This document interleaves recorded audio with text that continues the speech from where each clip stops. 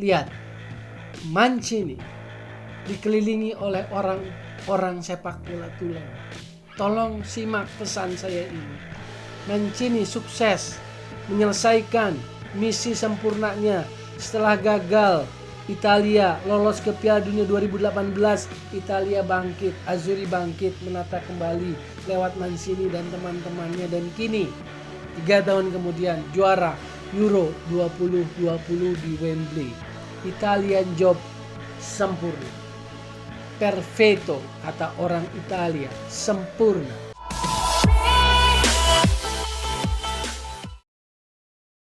Oke, balik lagi di Gocek Bung Toel. Euro 2020 sudah usai. Italia menjadi juaranya. Bravo Italia. Tapi salut dan respect pantas diberikan untuk Three Lion Inggris untuk perjuangannya yang luar biasa. Ini review, saya mau sharing opini tentang review final Euro 2020 Italia lawan Inggris. Luar biasa, campur aduk perasaan pasti semua penikmat bola. Tapi sebelumnya saya juga mau sampaikan bahwa konten video ini didukung oleh YouTube channel Tiang Jauh.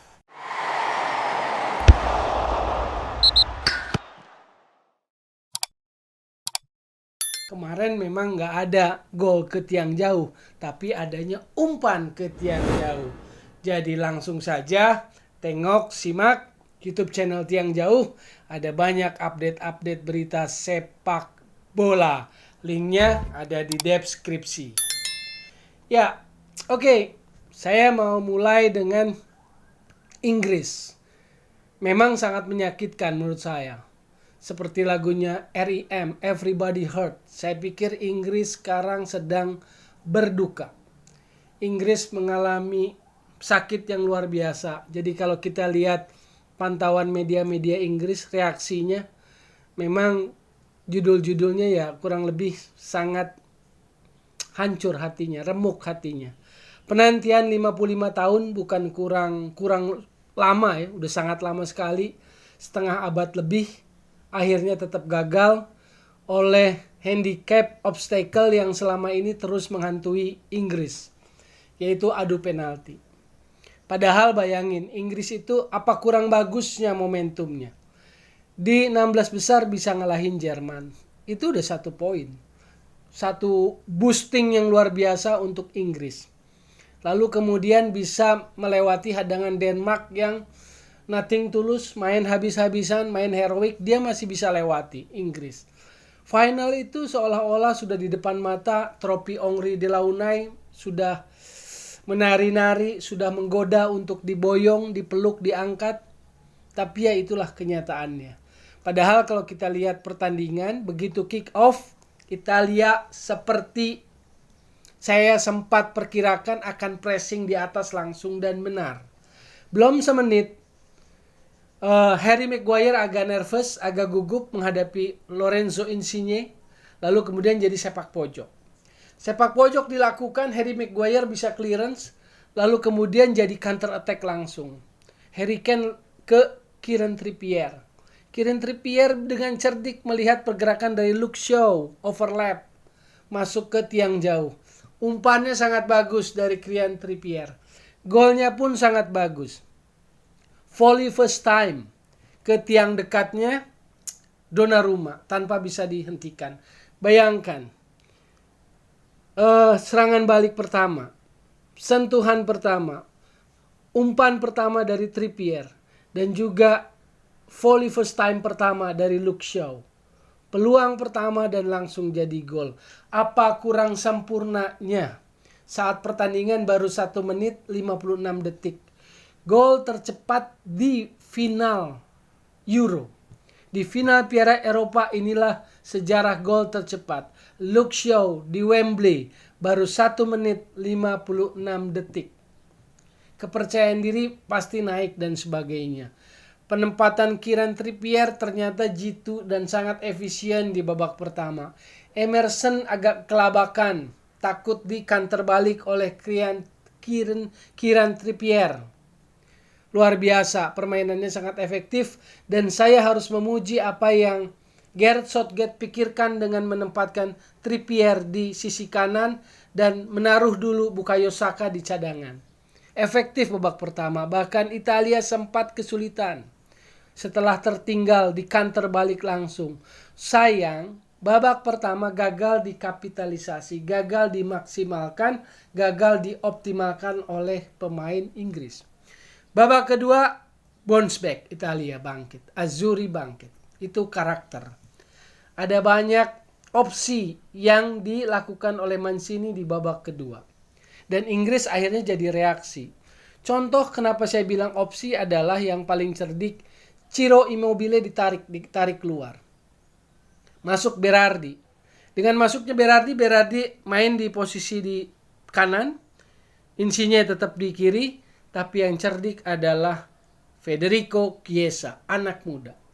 Perubahannya diawali oleh seorang anak muda. Bayangin, jangan sepelekan anak muda.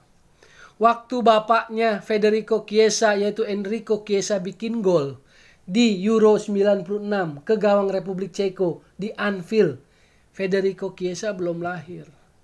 Tapi babak kedua dia yang memimpin, dia yang memotori. Serangan Italia lebih menggigit. Babak pertama nggak sanggup menembus pertahanan. Solid benteng pertahanan Italia yang dilapisi dua gelandang bertahan bagus, Phillips sama Rice.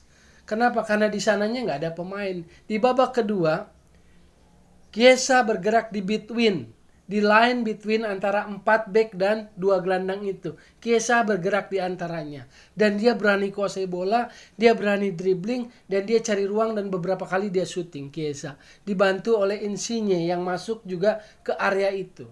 Jadi babak kedua, tekanan di depan Maguire sama Johnstone itu lebih banyak. Karena Chiesa masuk berani. Jadi ini anak hebat. Bapaknya Enrico Chiesa pasti bangga lihat anaknya seperti itu. Luar biasa. Insigne masuk, Emerson baru masuk. Akhirnya babak kedua, gol dari sepak pojok bola mati terjadi lewat Bonucci 1-1. Setelah itu sisanya sejarah. Adu penalti. Tentu kita bisa mempertanyakan. Kenapa Marcus Rashford yang baru masuk di menit 118 atau 2 menit sebelum babak extra time berakhir bersama Jadon Sancho akhirnya menjadi eksekusi penalti. Juga kenapa 3 pemain muda yang sangat-sangat muda belia menanggung beban begitu besar tendangan penalti yang artinya soal mentalitas. Marcus Rashford, Jadon Sancho dan Bukayo Saka. Kita boleh mempertanyakan itu. Tapi menurut saya kita nggak tahu situasi sebenarnya yang ada di tim itu yang diputuskan oleh Gareth Southgate.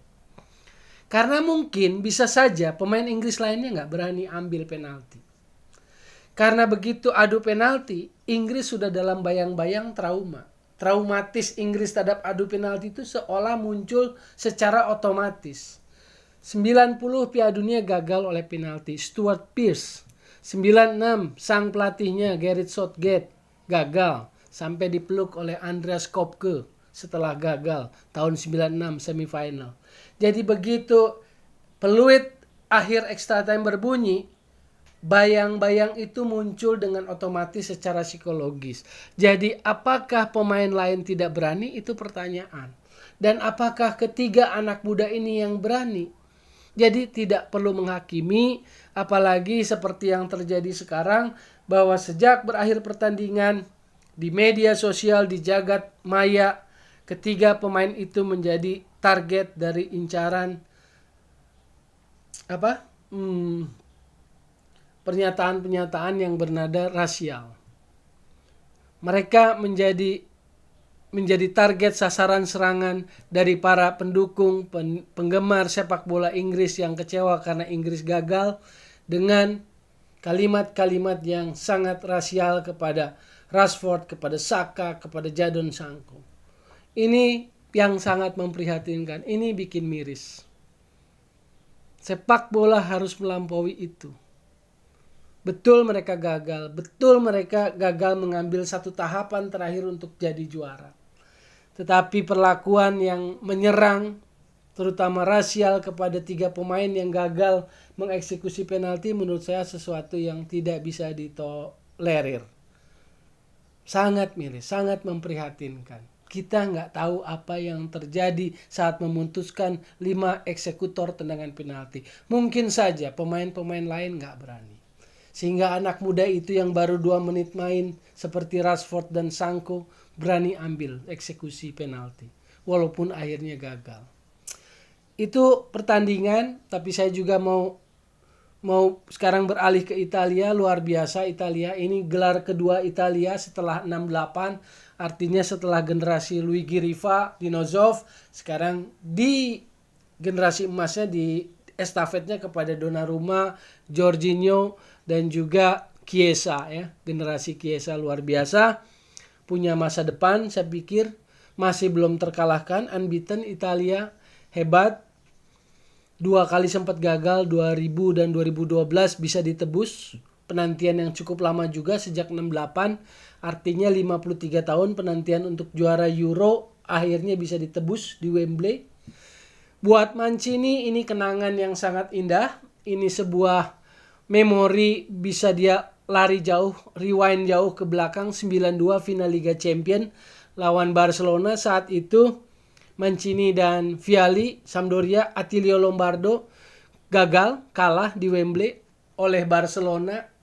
Tapi di Wembley final Euro kemarin Mancini merasakan puncak itu. Dia mengangkat trofi Henri de Launay dan bukan dia sendiri. Dia didampingi oleh teman-temannya. Jadi sekeliling tim Italia ini yang saya mau bilang adalah dikelilingi orang-orang sepak bola tulen. Vialli rekannya, tandemnya di Sampdoria sejak zaman main adalah head of delegate, Gianluca Vialli. Manajernya Gabriel Oriali. Kalau nggak tahu Gabriel Oriali, dia adalah Piala Dunia 82 bareng dengan Paolo Rossi. Lalu asistennya ada Alberigo Evani, Milan, AC Milan. Jadi Piala Dunianya dia 94. Ada Attilio Lombardo yang gundul, Sampdoria. Piala Dunia Italia juga. Ada Daniel De Rossi, juga sebagai staf kepelatihan, asisten dari Roberto Mancini. Lihat, Mancini dikelilingi oleh orang sepak bola tulen. Tolong simak pesan saya ini. Mancini sukses menyelesaikan misi sempurnanya setelah gagal Italia lolos ke Piala Dunia 2018. Italia bangkit, Azzurri bangkit, menata kembali lewat Mancini dan teman-temannya. Dan kini 3 tahun kemudian juara Euro 2020 di Wembley. Italian job sempurna. Perfetto, kata orang Italia. Sempurna, perfetto. Mereka bersorak kegirangan. Luar biasa. Italian job berhasil di Wembley. Ada pesan yang disampaikan oleh mereka. Orang-orang sepak bola tulen di sekeliling Roberto Mancini. Tidak cepat panik saat ketinggalan. Meski ada gol cepat yang bisa sangat mengguncang mental siapapun. Dan kita juga harus angkat topi untuk Inggris. Dan kita juga harus mengkritisi, harus melawan perilaku-perilaku rasial, perilaku-perilaku yang sentimen, yang melepaskan bentuk kekecewaan itu dengan cara-cara yang tidak patut pada pemain-pemain Inggris yang gagal eksekusi penalti. Sekali lagi, sebagai review terakhir, penutup dari Euro 2020. Jadi solusi, bukan polusi sepak bola. Dan tetap digocek, Bung Toel.